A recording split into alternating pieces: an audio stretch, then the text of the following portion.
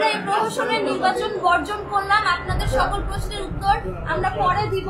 উত্তেজনাকর ডাকসু নির্বাচনের 2 দিন পরেই অনুষ্ঠিত হলো জাহাঙ্গীরনগর বিশ্ববিদ্যালয়ের ডাকসু নির্বাচন, যেখানে ভোট গ্রহণের একেবারে শেষ পর্যায়ে এসে নির্বাচন বর্জনের ডাক দিয়েছে ছাত্রদল সমর্থিত প্যানেল। অভিযোগ করেছে জামায়াত নেতার কোম্পানি থেকে ব্যালট পেপার সংগ্রহ করেছে বিশ্ববিদ্যালয় প্রশাসন, যা দিয়ে নির্বাচনে কারচুপি করা হচ্ছে।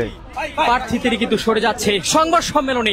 এই অভিযোগ তুলে বিকেল 4টার দিকে ভোট বর্জনের ঘোষণা দেয় ছাত্রদল সমর্থিত প্যানেলটি। এর কিছুক্ষণ পরেই নিজের ভেরিফাইড ফেসবুক পেজে শিক্ষা প্রতিষ্ঠানে নির্বাচন নিয়ে একটি ইঙ্গিতপূর্ণ স্ট্যাটাস দেন জামায়াতে আমির ডাক্তার শফিকুর রহমান।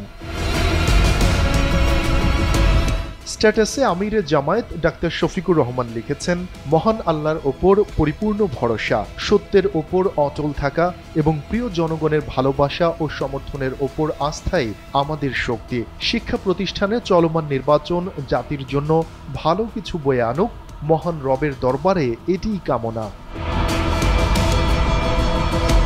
এর আগে বিকেল 4টার দিকে বিশ্ববিদ্যালয়ের মাওলানা ভাসানী হলের অতিথি কক্ষে এক সংবাদ সম্মেলন করে নির্বাচন বর্জনের ঘোষণা দেন ছাত্রদল সমর্থিত প্যানেলের জিএস পদপ্রার্থী তানজিলা হোসাইন বৈশাখী।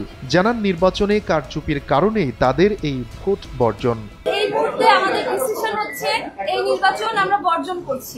শফিকুল ইসলাম শান্ত, এনপিবি। আপনার অভিযোগ সত্য, বলছি যে নামটা বলেন।